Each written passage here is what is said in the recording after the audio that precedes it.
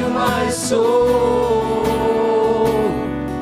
I live for you alone. Every breath that I take, every moment I'm with. Lord, have your way in me. എന്നോടുള്ള നിന്റെ ദയ എത്ര വലിയത്, എന്നോടുള്ള നിന്റെ കൃപ എത്ര വലിയത്, എന്നോടുള്ള നിന്റെ ദയ എത്ര വലിയത്, എന്നോടുള്ള നിന്റെ കൃപ എത്ര വലിയത്. ഭാവിയായിരുന്നെന്നെ തേടി വന്നല്ലോ, ഭാവനാധീനം ചിന്തി വീണ്ടെടുത്തല്ലോ. ഭാവിയായിരുന്നെന്നെ തേടി വന്നല്ലോ, ഭാവനാധീനം ചിന്തി വീണ്ടെടുത്തല്ലോ. നിത്യതയോളവും നടത്തിയിടുവാൻ യേശുവേ നീ മാത്രം മതി എനിക്ക്. നിത്യതയോളം യേശുവേ നീ മാത്രം മതി എനിക്ക്. നമ്മളെ മരണത്തിൽ നിന്ന് ജയിപ്പിച്ച ദൈവം. मौत से बचाया तूने, जीवन नया दे दिया. नाम लेकर पुकारा मुझे, महिमा से मुझको भर दिया. मौत से बचाया तूने, जीवन नया है दे दिया. नाम लेकर पुकारा मुझे, महिमा से मुझको भर दिया. करुणा भलाई तेरी सदा रहेगी मुझ पर, तेरी विश्वास योग्यता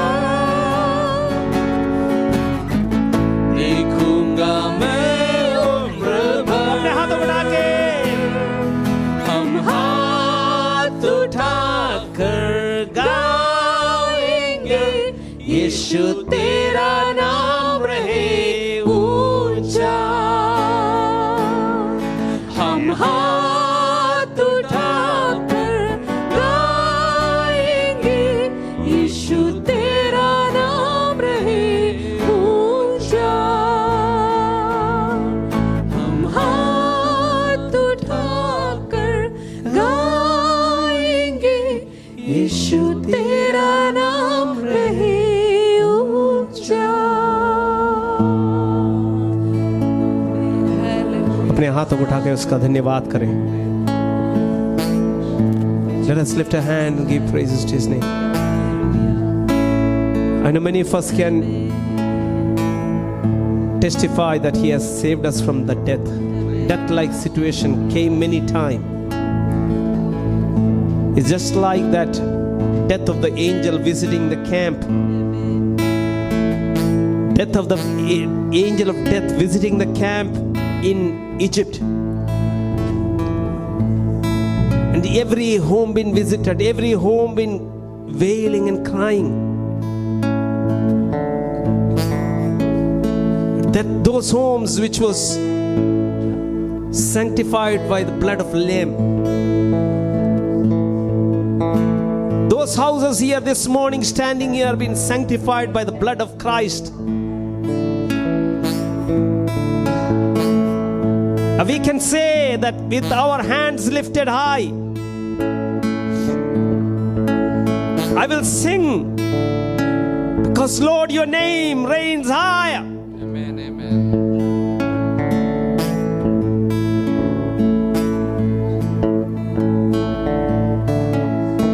മിസ്രയുടെ ക്യാമ്പില് മരണത്തിന്റെ ദൂതൻ വന്ന് വിസിറ്റ് ചെയ്തപ്പോൾ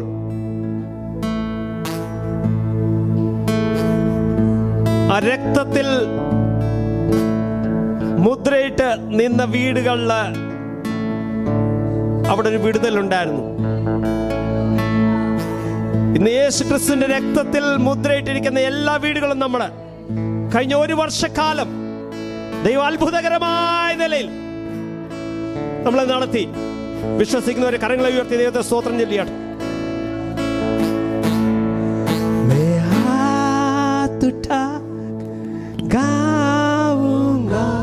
യേശു तेरा नाम रहे ऊंचा. ഉത്തമഗീതങ്ങളുടെ പുസ്തകം 8-ാം അധ്യായത്തിന്റെ 7-ാം വാക്യമാണ് തികഞ്ഞ സ്നേഹം. സ്തോത്രം എന്ന വിഷയത്തെക്കുറിച്ച്, നിസ്തുല്യ സ്നേഹം എന്ന വിഷയത്തെക്കുറിച്ച്. Last Sunday we heard from the word of God from Song of Songs, chapter 8 verse 9, verse 7. We heard about God's pure love. ഇന്ന് പകൽസമയം കർത്താവിനെ ആരാധിപ്പാൻ കടന്നവന സകല ദൈവമക്കളിലും ഉള്ളങ്ങളിൽ ആ സ്നേഹം നിറഞ്ഞ് കവിഞ്ഞ് ആ സ്നേഹം പൊങ്ങിക്കൊണ്ടിരിക്കുന്നു ഞാൻ വിശ്വസിക്കുന്നു. I believe this morning whoever is sitting here that God's love is filled in your heart and it's coming out from your heart. ആ സ്നേഹം യോഹന്നാൻ, കഴിഞ്ഞ ആഴ്ച നാം ചിന്തിച്ച യോഹന്നാൻ എന്ന വ്യക്തിയെ ചില കാര്യങ്ങൾ ചെയ്യാൻ പ്രേരിപ്പിച്ച സ്നേഹമായിരുന്നു. That love strengthened Apostle John to do certain things in his life.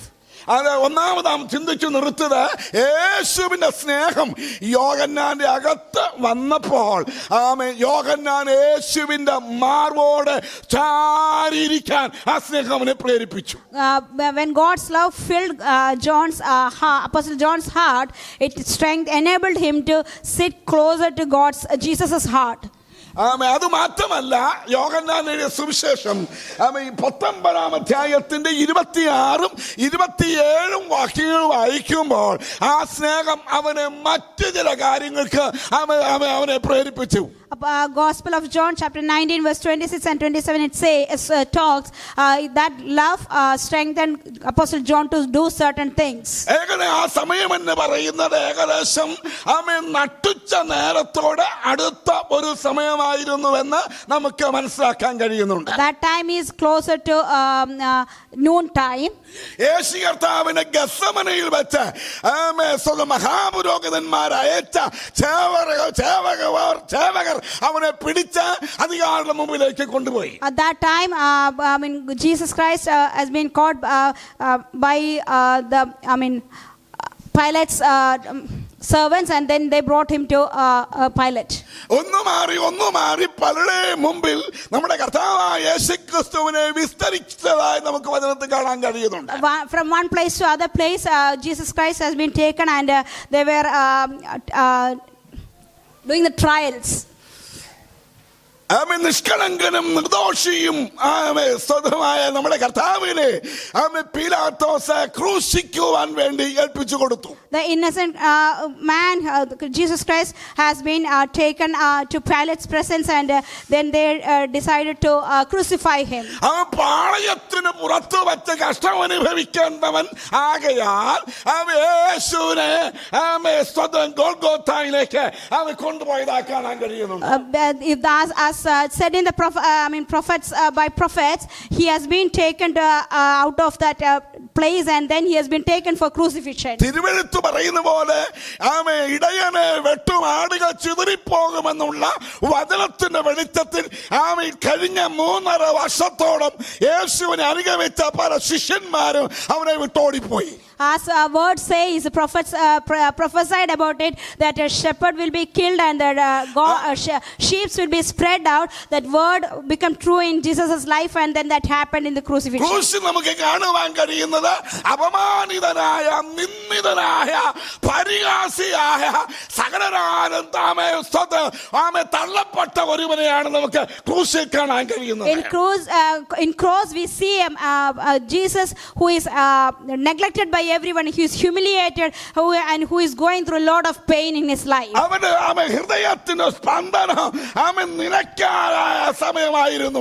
His heartbeat was about to stop. ക്രൂശിന് ചുറ്റും നിൽക്കുന്ന ജനത്തിൽ ജനത്തിലേക്കൊന്ന് നോക്കി. At that moment, from the cross, he is looking at the people standing around him. സ്വല്പം അകലമാറി സ്ത്രീകൾ നിൽക്കുന്ന സഹോദരിമാർ നിൽക്കുന്ന ഭാഗത്ത് തന്റെ കണ്ണുകൾ ചെന്ന് പതിഞ്ഞു. He saw a couple of women standing together and he looked to that side. യേശു കർത്താവിനെ കാണാൻ കഴിഞ്ഞത് അവന്റെ മാതാവായിരുന്ന അവൻ ഈ ഭൂമിയിൽ ജന്മം കൊടുത്ത അല്ലെങ്കിൽ യേശുവിനെ അവനെ ഉദരത്തിൽ വഹിച്ച് അവൻ നടന്ന അവന് വേണ്ടി കഴിഞ്ഞ ദിവസങ്ങൾ ഒരുപക്ഷെ പ്രാർത്ഥിച്ച ഒരു മാതാവിനെയാണ്. He saw a woman who gave birth to him and who is supported him, Lord, and that woman is standing in the midst. മറിയെ കണ്ടപ്പോൾ യേശുവിന്റെ ഹൃദയം എന്ന ചിന്ത അസ്വസ്ഥമാകാൻ തുടങ്ങി. He got disturbed when he saw Mary standing there. സമയത്ത് നമുക്ക് യോസേപ്പിനെ കുറിച്ച് തിരുവഴുത്തിൽ നിന്ന് അധികാരം ഒന്നും മനസ്സിലാക്കാൻ കഴിയുന്നില്ല.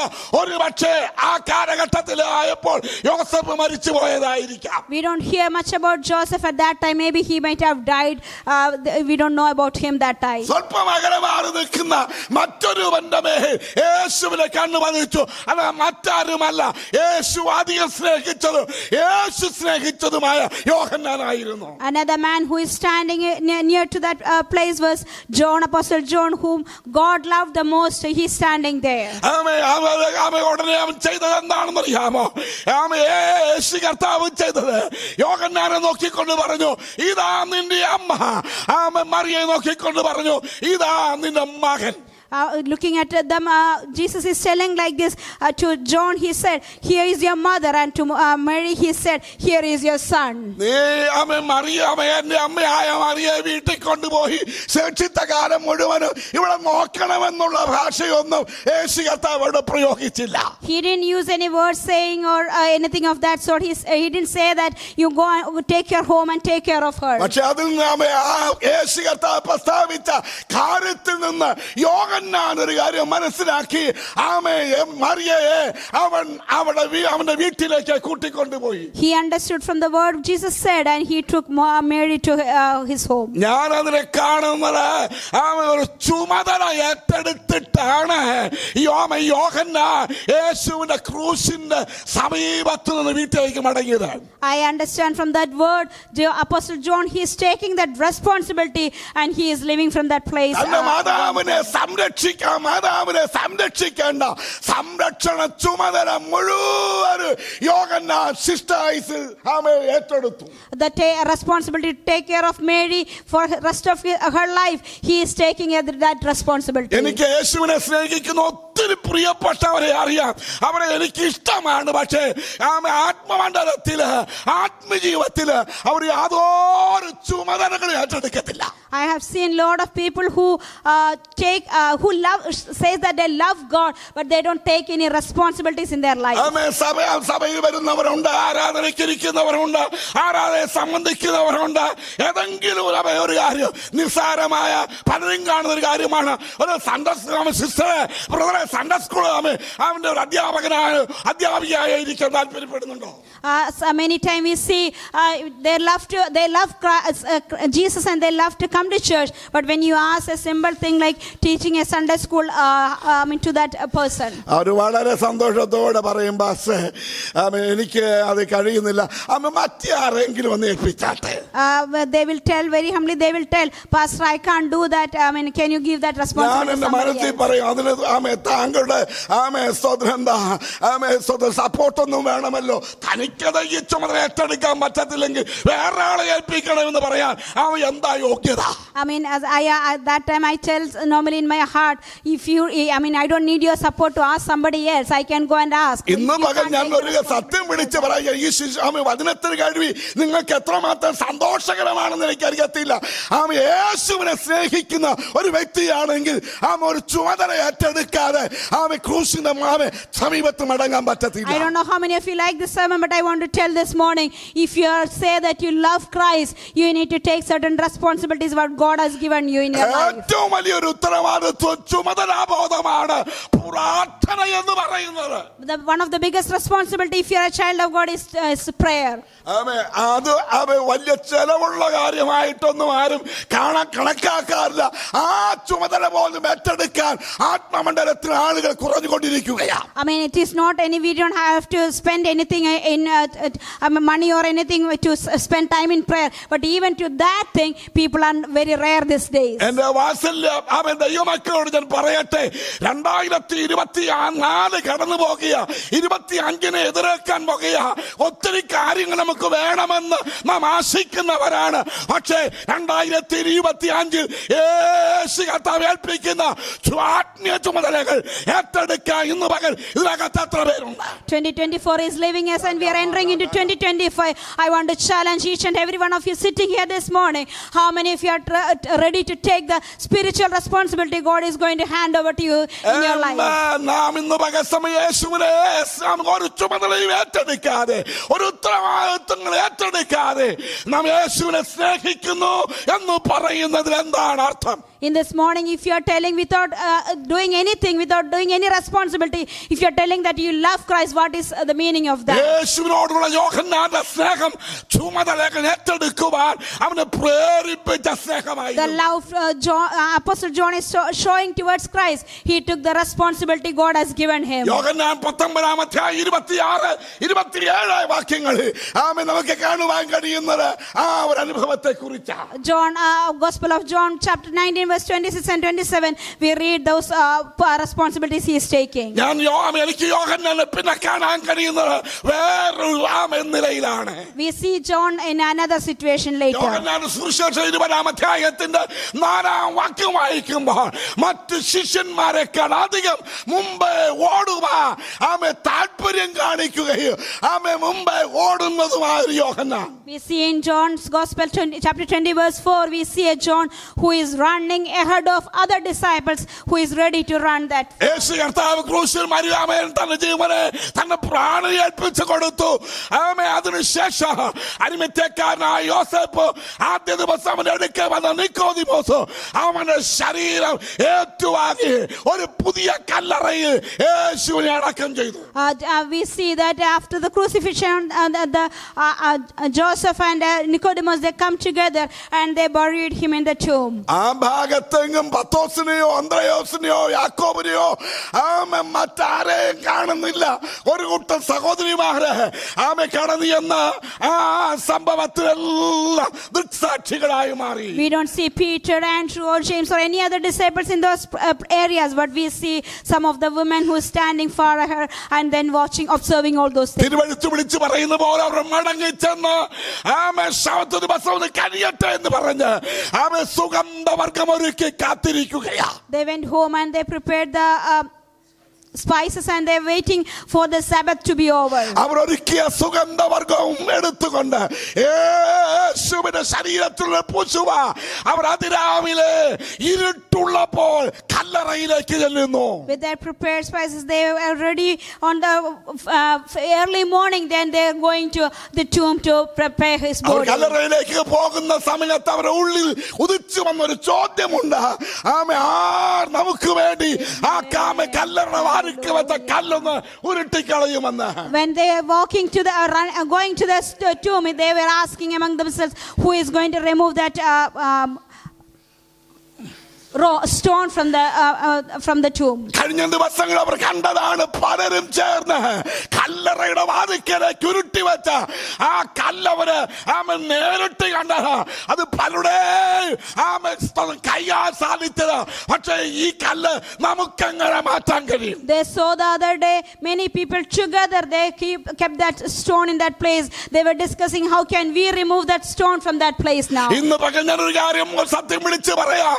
മുമ്പിൽ ഉരുട്ടി മാറ്റാൻ കഴിയാത്ത ചില പാറകൾ, ചില കല്ലുകൾ നമ്മുടെ മുമ്പിലുണ്ടെങ്കിൽ, ഹൃദയത്തിന്റെ അകത്ത് ദൈവസ്നേഹം ഉണ്ടെങ്കിൽ ആ കല്ലിനെ ഉരുട്ടിക്കളയാൻ ദൈവത്തിന് കഴിയും. I want to tell you this morning, if you're worried about those big stones setting in front of you and you're worried about it, if you have God's love in your heart, God will remove those stones from your life. ഉയർന്നു വന്ന വലിയ ആഗ്രഹത്തോടുകൂടെ ഒരുക്കിയ സുഗന്ധവർഗവുമായി അവർ കല്ലറയിലേക്ക് ചെന്നു. അവർ കണ്ടത് തുറക്കപ്പെട്ട ഒരു കല്ലറയും ആമേ ശൂന്യമായ ഒരു കല്ലറ. When with that strong desire they are going to the tomb, with that God's love and desire, when they went, they saw that a stone has been removed from that ആമേ place. സുവിശേഷങ്ങളിൽ വ്യത്യസ്തമായ നിലയിൽ ആ സംഭവത്തെ ആമേ നമുക്ക് കാണാൻ കഴിയും. ആമേ അവരോട് ഒരു സന്ദേശം പറയുന്നു, ആമേ അവൻ ഇവിടെ ഇല്ല, അവൻ ഉയർത്തെഴുന്നേറ്റിരിക്കുന്നു. In different gospel we see that in different ways, but in our gospel it says that he is not here, he has risen from this place. തങ്ങളോട് സംസാരിച്ചവരെ തോട്ടക്കാരൻ എന്ന നിലയിലൊക്കെ ആമേ സംശയിച്ച് സംസാരിക്കുന്നത് ആമേ നമുക്ക് വചനത്തിൽ കാണാൻ കഴിയുന്നുണ്ട്. In the word of God that they thought that the person who is talking to them is a gardener. ആമേ മറിയ പറയുന്നുണ്ട്, ആമേ എന്റെ കർത്താവിനെ നിങ്ങൾ എവിടെയാണ് വെച്ചത്, ഒന്ന് കാണിച്ചു തരാമോ, ഞങ്ങൾ അവനെ എടുത്തു കൊണ്ടുപോയിക്കൊള്ളാം. Mary is telling, where did you keep my Lord? You just show me, we will take and go home. We will take him from there. യേശു കർത്താവ് തന്നെ തന്നെ ആ സഹോദരിമാർക്ക് വെളിപ്പെടുത്തുവാൻ ആമേ സാധിച്ചു, ആമേ ഇടയായിട്ടുണ്ട്. Jesus revealed himself to those women. ഞാൻ അവരോട് പറഞ്ഞു, ഞാൻ ഉയർത്തെഴുന്നേറ്റിരിക്കുന്നു, നിങ്ങൾക്ക് മുൻപ് ഞാൻ ഗലീലയ്ക്ക് പോകും, നിങ്ങൾ പോയി എന്ത് ചെയ്യണം, എന്റെ ശിഷ്യന്മാരോട് ഈ സന്ദേശം ഒന്ന് പറയാം. Jesus told those women that I have risen and I am going ahead of you to Galilee. You go and tell this news to the disciples. ഈ സമയത്ത് വചനം പറയുന്ന യഹൂദന്മാരെ പേടിച്ച് അവരെ പുറത്തിറങ്ങാതെ ആമേ സ്വയം രക്ഷയ്ക്ക് വേണ്ടി ആമേ കാത്തിരിക്കുന്ന സമയങ്ങളായിരുന്നു അത്. Those times disciples were scared of Jews and then they were hiding in one place. ആമേ അവർ എന്ന് പറഞ്ഞു, നമ്മളെ കർത്താവ് ഉയർത്തെഴുന്നേറ്റിരിക്കുന്നു, നമ്മളെ കല്ലറയിൽ കാണുന്നില്ല, നിങ്ങൾ വന്ന് കാമേ നോക്ക്, ആമേ നിങ്ങൾക്ക് കല്ലറയിൽ ആമേ ഒരു ശൂന്യമായ കല്ലറ നിങ്ങൾക്ക് കാണാൻ കഴിയും. These women went and told the disciples how Jesus has risen, he is not in the tomb anymore. You go and see if the tomb is empty now. ഈ സന്ദേശം, ഉയർപ്പിന്റെ ആദ്യ സന്ദേശം പങ്കുവയ്ക്കുവാൻ കഴിഞ്ഞത് ആമേ സഹോദരിമാർക്കാണെന്നുള്ള കൂടെ ആമയുടെ സത്യം കൂടെ ഈ സമയം ഞാൻ പറയട്ടെ. This great news of God, the resurrection, this is shared for first time by the women. Praise the Lord. Amen. Praise the Lord. Amen. Amen. ഈ സഹോദരിമാർ പറഞ്ഞ സാക്ഷ്യം സത്യമാണോ എന്നറിയാൻ ശിഷ്യന്മാരുടെ കൂട്ടത്തിൽ രണ്ടുപേര് കല്ലറയിലേക്ക് പോകുകയാണ്. Now to make sure that the news shared by these women, to make sure that is true, 2 disciples are going to the tomb. ആ പോയവരിൽ ഒരാൾ യോഹന്നാനായിരുന്നു.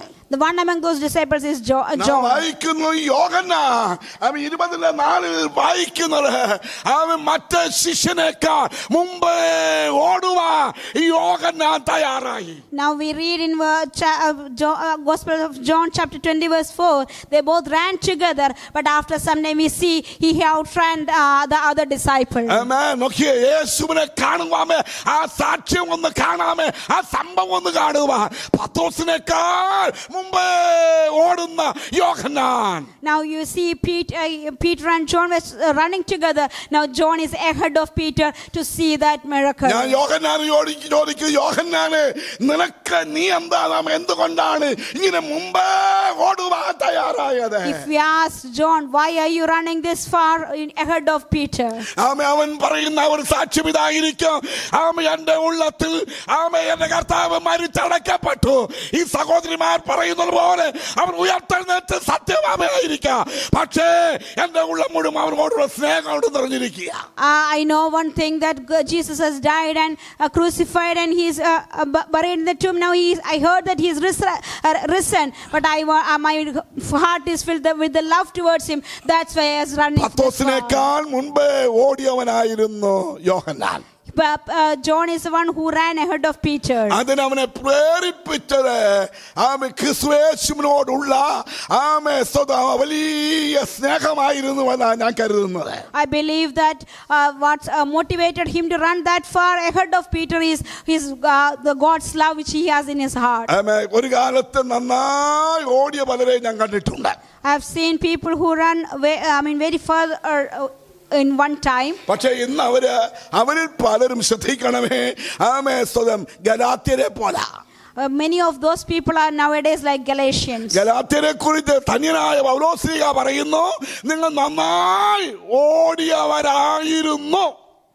I mean, Apostle Paul, he is talking about Galatians. Once in your lifetime, you run very good. ഇന്നും എനിക്ക് ഒത്തിരി പ്രിയപ്പെട്ടവരെ എൻ്റെ കഴിഞ്ഞ കാല ശുശ്രൂഷയോടെ ബന്ധത്തിൽ ഞാൻ കാണുന്നുണ്ട്.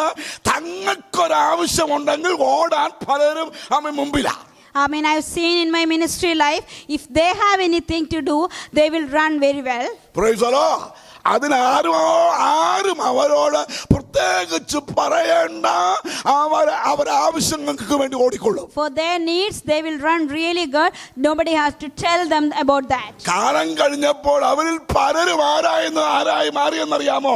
നന്നായി ഓടിയവര്, മുമ്പേ ഓടിയവര് ഈ യാക്കോബിനെ പോരാ. I mean, after some years, all those people were like Jacob. ഉൽപ്പത്തി പുസ്തകം 27-ാം അധ്യായത്തിന്റെ 43-ാം വാക്യം വായിക്കുമ്പോൾ യാക്കോബ് ഒരു കാര്യം എടുത്തു പറയുന്നുണ്ട്. In Genesis, we see one thing what Jacob is telling there. അപ്പന്റെ വീട്ടിൽ നിന്ന് സഹോദരനെ ഭയന്ന് അമ്മയുടെ നിർദ്ദേശമനുസരിച്ച് ഓടിപ്പോകുന്ന ഒരു യാക്കോബിനെ നമുക്ക് കാണാം. We see what Jacob, who is running from his father's house, obeying to his mother's advice. എന്റെ ചിന്ത ഇടയ്ക്കിടയ്ക്കൊന്ന് തിരിഞ്ഞു നോക്കും. ഏശാവ് വരുന്നു എന്നുള്ള നോട്ടമാണ്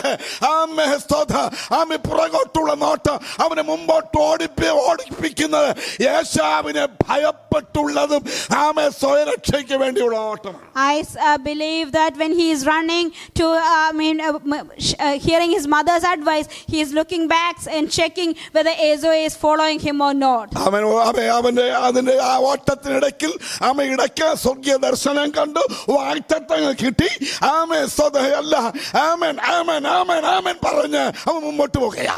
In that journey we see he received dreams from God, and he received a lot of promises saying amen to all those things, and he is going further. തങ്ങൾക്ക് ഇഷ്ടമുള്ള കാര്യം പറയാമെങ്കിൽ ആമേൻ പറയാൻ ഒത്തിരി പ്രിയപ്പെട്ടവരുണ്ട്. If they hear something which is good to their ears, they will say amen to those things. എന്നാൽ യാക്കോബ് ചെന്ന് ലാബാന്റെ വീട്ടിൽ ചില വർഷങ്ങൾ കഴിഞ്ഞു. അവന്റെ നന്മകൾ വർദ്ധിച്ചു വന്നു. In Laban's house, after a few years, his blessings has increased. അവന്റെ നന്മകൾ എന്ന് പറയുന്ന ആടുമാടുകളായിരുന്നല്ലോ അന്നത്തെ നന്മ എന്ന് പറയുന്നത്, സമ്പത്ത് എന്ന് പറയുന്നത്. In those years, blessings means the lot of sheep and cattle which they possess. എന്റെ ചിന്തയെ ഞാൻ ഇങ്ങനെ പറയും, ലാബാനെ സേവിച്ചാലും എന്നുണ്ടാകും, നന്മയുണ്ടാകും. Sometime I tell, if you be a servant to Laban also, he can get lot of blessings. ഒരു ദിവസം അവനെ ലാബാന്റെ വീട്ടിൽ നിന്ന് മടങ്ങി പോകാൻ അവൻ താല്പര്യം കാണിച്ചു. One day he decided to go from Laban's house back. യാക്കോബും ഏശാവും തമ്മിൽ വഴിമധ്യേ കണ്ടുമുട്ടുന്നത് കാണാൻ കഴിയുന്നുണ്ട്. They meet, Jacob and Esau, they meet together in one place. ഏശാവിന്റെ വൈരാഗ്യവും വാശിയും സഹോദരനോടുള്ള ചിന്താഗതികളും മാറി. Esau's attitude towards Jacob and all the anger he had towards Jacob, everything is vanished. യാക്കോബ് ഏശാവിനോട് പറയുന്ന ചില കാര്യങ്ങൾ ഇവിടെ കാണാൻ കഴിയുന്നുണ്ട്. We see certain things Jacob is telling to Esau. എനിക്ക് വളരെ രസകരമായി തോന്നിയ ഒരു കാര്യം, യാക്കോബ് പറയാ, ഏശാവ് നീ പൊയ്ക്കോ, ഞാൻ ഈ കൂട്ടത്തെ ഒക്കെ പയ്യെ നടത്തിക്കൊണ്ട് ഞാൻ നിന്റെ പുറകെ അങ്ങ് വരാം. Jacob is telling Esau, you go, I will with all these cattle and sheep, I will just come slowly.